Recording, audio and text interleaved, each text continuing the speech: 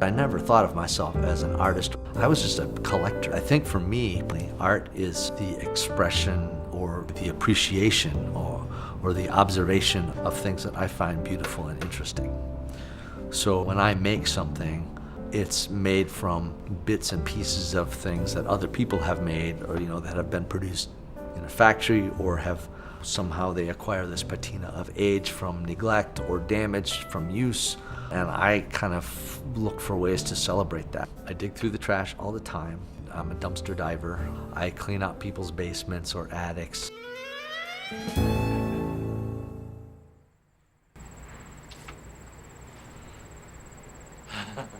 Nice. Okay.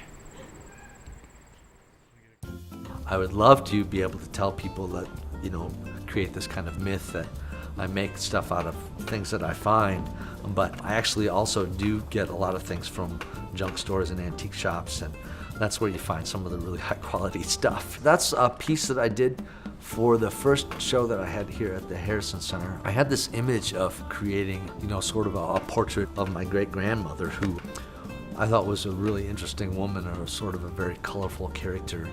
She was a really good card player, and she could tell your fortune by reading things from a deck of cards. And so I wanted to make this piece that was part robot and part live person. So I had this collection of old broken table legs and furniture and old appliances and things, all from the 1920s, and this mannequin head from the 1920s that became my great-grandmother's head. She had this deck of cards, and she became this sort of like life-size version of my great-grandmother telling your fortune with a deck of cards.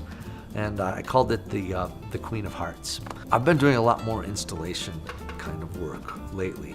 I will make large constructions out of towers of old furniture, and I started doing that a few years ago as a way to sort of work larger. A number of the things that I had been making before that were smaller pieces, like things that you could hang on your wall, or smaller like pedestal sculptures, and I really wanted to start to make work that was more monumental.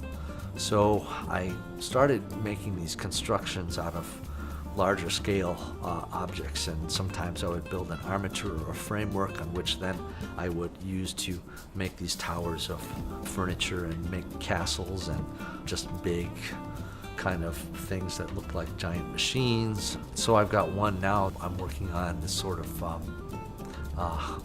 magical mechanical music machine, sort of this obsessive collector that does it out of compulsion, I think, in a way. And so for me to be able to use my appreciation of odd objects and use my collection in a way that produces something that appeals to other people and something that other people find interesting is really a wonderful experience, and I think I will do this for the rest of my life.